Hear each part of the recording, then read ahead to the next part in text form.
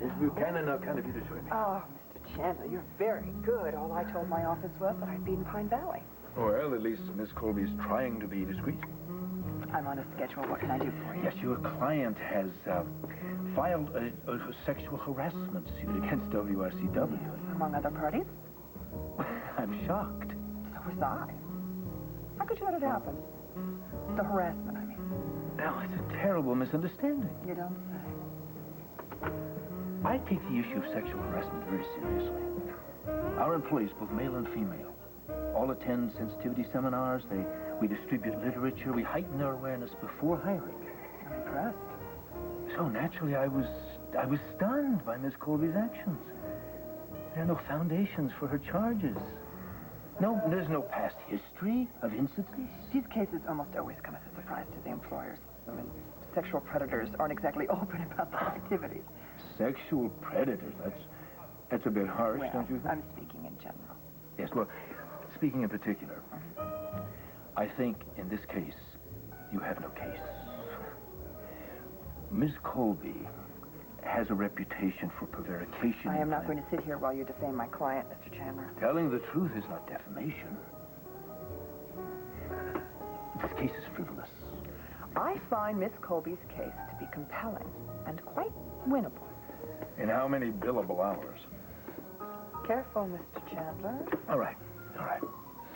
Miss Colby has no grounds and no proof. How I intend to approach this action is not information that I will share. But the facts are undeniable. Mr. Martin, Miss Colby had a sexual relationship. When it ended, Mr. Martin... Martin and Colby were competing fairly for a position that I threw open after the Laurel Dillon debacle.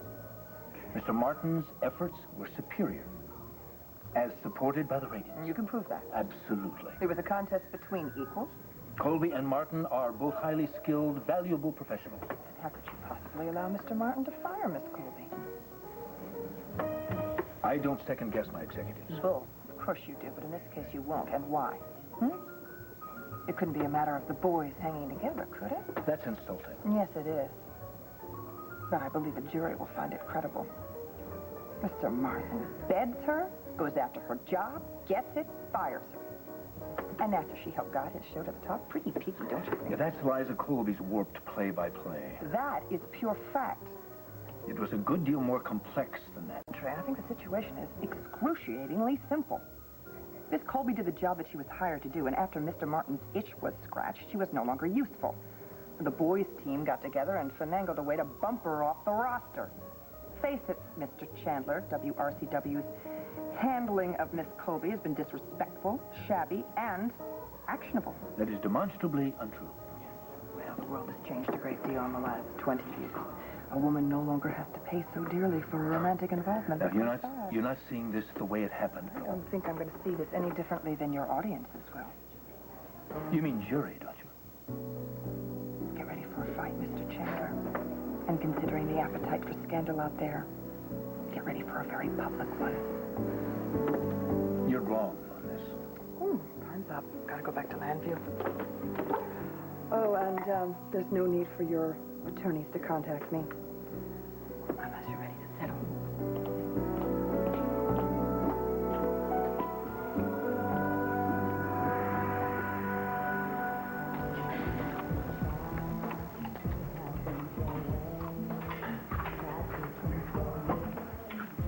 Motivational tape? Remedial management skills? No such C&W classic, take this job and shove it? No, actually something better. A love song. I slept with you because I wanted to. She's gone mental? Oh, long ago.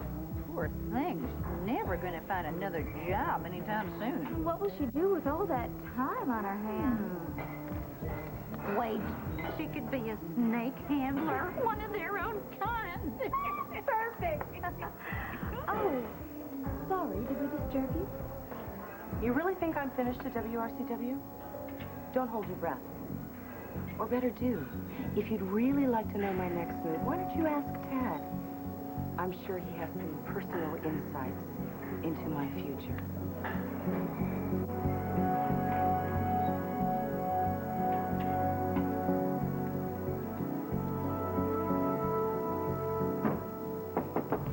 son. I'm here. Hope you're up for some Chinese. Oh, dinner. Oh, man. Sorry, Dad. Dinner. Yes, dinner. You forgot? I don't know what to tell you. It's been a day. Oh, because of your new job? By the way, have I formally congratulated you for that? Yes, you did. Huh? Thank you again. Well, let me do it again. I knew you'd pull it off. I never had a doubt. I did. You're a risk taker, my boy. I admire that. When you left that wine business, you were taking one gigantic leap of faith, and it paid off. Well, as far as I'm concerned, there's got to be a better way of going through life than jumping from cliff to cliff. Oh, you're having a few second thoughts? Yeah. Why couldn't I have been a veterinarian, huh? Or a forest ranger? Well, believe me, Chandler would never have given you that promotion if he didn't know you were the best man for the job. Best man. That's rich. You're not seriously doubting yourself. Not professionally. I know I'm good. Well, then what? Dad, I may have won the battle, but the war may kill me. Now, what does that mean? I want you to hear this from me. Liza Colby filed sexual harassment charges against me and WRCW. She what? It's gonna get ugly. Wow. Well, I mean, whatever happened, needless to say, your mother and I are in your corner. Dad, Yes, what? there was no harassment, I'm sure there wasn't. but we did have sex.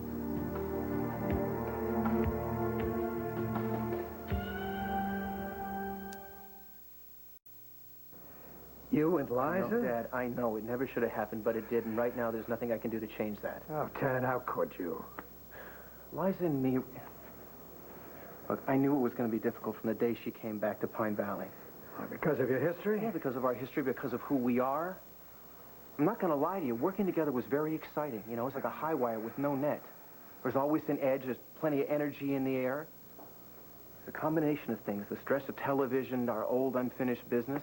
But it wasn't... No, that's not true. It wasn't Liza's fault. I mean, I'd be lying if I said I wasn't fighting an attraction from day one. It's just that one day, certain things happened, and I stopped fighting. We both did. Did something trigger it off? Or? Yeah, when Laura was killed on this show and Dixie moved out, she blamed it on me. She told me that our marriage was over. And then one day in court, Jason blasted Liza. We were both feeling low, guilty as hell. Next thing you know, we're social outcasts. Everybody turns away. We turn to each other. Now I feel like I'm going to be regretting it for the rest of my life. I believe you. I never stop disappointing you, do I? Oh, come on, Ted. We all take a wrong turn every now and then. Does Dixie know? No, and God willing, she won't. Right now, my marriage and my kids are the most important thing in the world to me. Oh, sorry. Hello, Dr. Martin. Liza, we'll do dinner another time. Oh, please don't let me chase you away. No, not at all. Give me a call, son.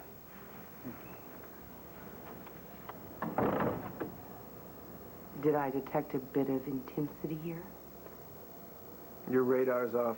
You weren't having a heart-to-heart with your father, perhaps discussing a confession, or Dixie betting Liza was such an awful anticlimactic mistake? Whatever I was discussing with my father is certainly none of your business. Truth hurts. Actually, you've managed to misinterpret basic parent-child communication. Considering your role model, I'm not surprised. Tad. Miss Colby, hello. Hi. We're being preempted by some story breaking in Peking. Let's go. You know that cliche about today being the first day of the rest of your life? It is true. This is going to be one fantastic day and one fabulous life. Oh, that's the spirit, honey. Oh, yes, I'm going to be in Demetrius' arms tonight. This is going to be like coming home. No, I'm so happy for you. It's been a rough haul. You don't even know how rough. Opal, I've spent a lot of really long nights out there at the Betty Ford Center, just lying there and thinking about what I had lost. I wondered if I would ever get to meet you again. Then every night I'd just fall asleep and I would have nightmares about never, ever seeing Dimitri again. Opal, it was like dying. No, I can imagine. Well, he is your one and only love. I just want to hold him. I want to laugh with him.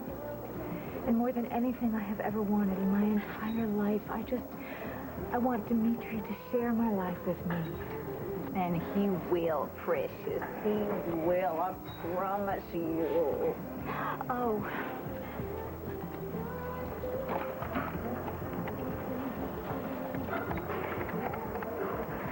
Myrtle, you haven't forgotten your mission, have you? Okay, I'm counting on you.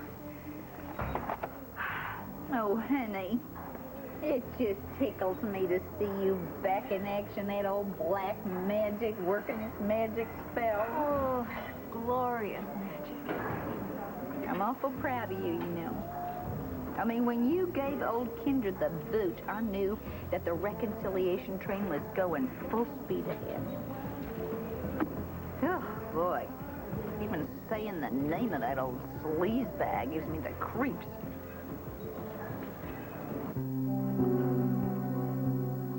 All right, now.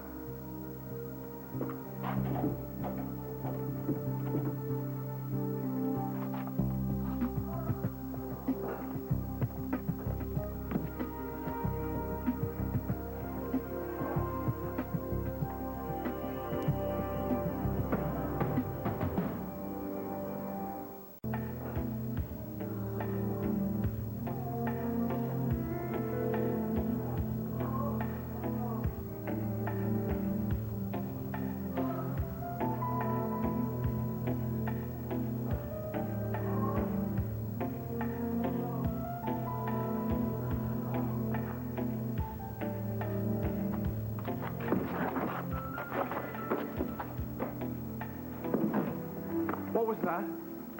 What? You didn't hear that?